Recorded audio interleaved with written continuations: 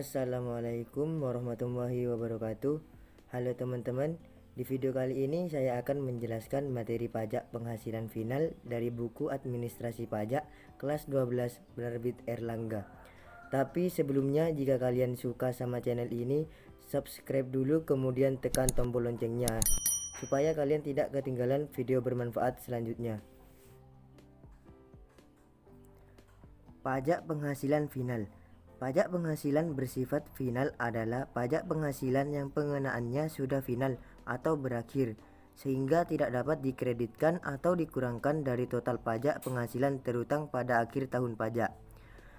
Yang pertama, penghasilan dari bunga deposito dan tabungan lainnya.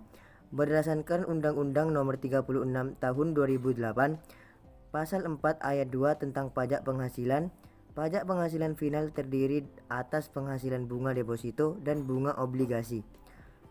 Penghasilan bunga deposito berdasarkan PP nomor 131 tahun 2000 tentang PPh atas bunga deposito dan tabungan serta diskonto SBI yang mulai berlaku 1 Januari 2001. Deposito adalah deposito dengan nama dan dalam bentuk apapun termasuk deposito berjangka, sertifikat deposito, dan deposit on call, baik dalam rupiah maupun dalam valuta asing yang ditempatkan pada atau diterbitkan oleh bank, termasuk bunga yang diterima atau diperoleh dari deposito dan tabungan yang ditempatkan di luar negeri melalui bank yang didirikan atau bertempat kedudukan di Indonesia atau cabang bank luar negeri di Indonesia. B. Bunga obligasi. Berdasarkan PP nomor 55 tahun 2019 tentang pajak penghasilan atas penghasilan berupa bunga obligasi. Obligasi adalah surat utang atau surat utang negara yang berjangka atau lebih dari 12 bulan.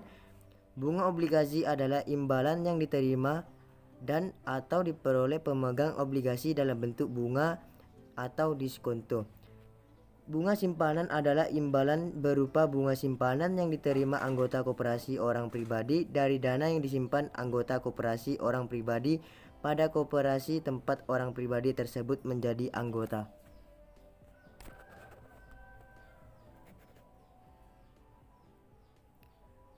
Dua. Penghasilan dari transaksi hadiah undian. Penghasilan dari transaksi hadiah undian sesuai dengan PP nomor 132 Tahun 2000 tentang PPh atas hadiah undian dengan nama dan dalam bentuk apapun. Hadiah undian adalah hadiah dengan nama dan dalam bentuk apapun yang diterima atau diperoleh oleh pribadi atau badan yang pemberiannya melalui undian. Yang ketiga, penghasilan dari transaksi saham dan transaksi derivatif.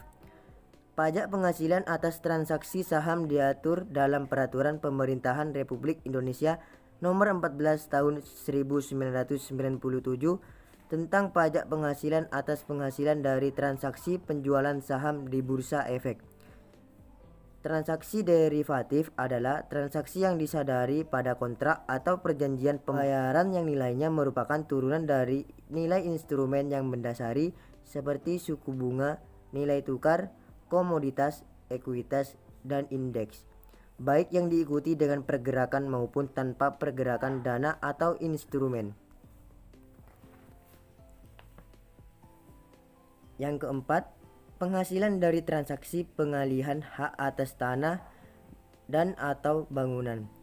Berdasarkan PP nomor 71 tahun 2008 tentang pembayaran pajak penghasilan atas penghasilan dari pengalihan hak atas tanah atau bangunan. Penghasilan yang diterima oleh orang pribadi atau badan dari pengalihan hak atas tanah atau bangunan wajib dikenakan pajak penghasilan. Nomor 5. Penghasilan dari transaksi penyewaan tanah atau bangunan. Berdasarkan PP nomor 5 tahun 2002 tentang pembayaran PPh atas penghasilan dari persewaan tanah atau bangunan. Penghasilan yang diterima atau diperoleh orang pribadi atau badan dari penyewaan tanah atau bangunan berupa rumah, rumah susun, apartemen, kondominium, gedung perkantoran, rumah kantor, toko, rumah toko, gudang, dan industri wajib membayar PPh final.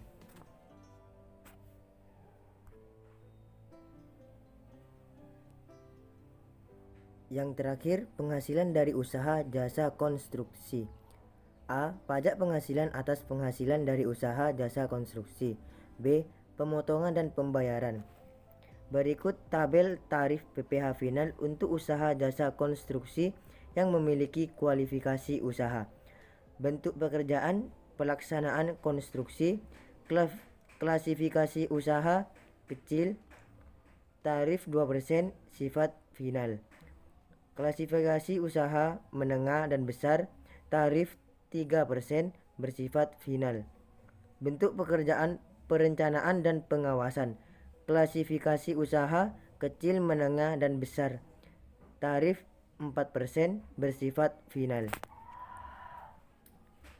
Mungkin itu saja yang dapat saya sampaikan.